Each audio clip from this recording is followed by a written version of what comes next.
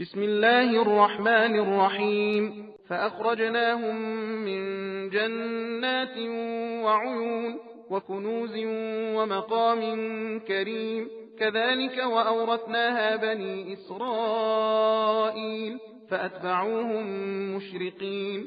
فلما تراءى الجمعان قال أصحاب موسى إنا لمدركون قال كلا إن معي ربي سيهدين. فأوحينا إلى موسى أن اضرب بعصاك البحر فانفلق فكان كل فرق كالطود العظيم وأزلفنا ثم الآخرين وأنجينا موسى ومن معه أجمعين ثم أغرقنا الآخرين.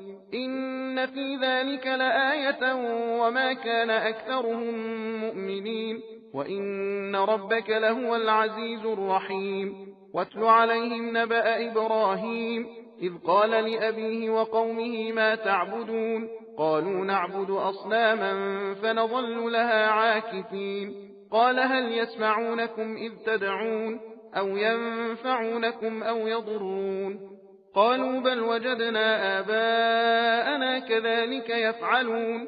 قال أفرأيتم ما كنتم تعبدون أنتم وآباؤكم الأقدمون فإنهم عدو لي إلا رب العالمين الذي خلقني فهو يهدين والذي هو يطعمني ويسقين وإذا مرضت فهو يشفين والذي يميتني ثم يحيين والذي أطمع أن يغفر لي خطيئتي يوم الدين. رب هب لي حكما وألحقني بالصالحين واجعل لي لسان صدق في الآخرين واجعلني من ورثة جنة النعيم واغفر لأبي إنه كان من الضالين ولا تخزني يوم يبعثون يوم لا ينفع مال ولا بنون إلا من أتى الله بقلب سليم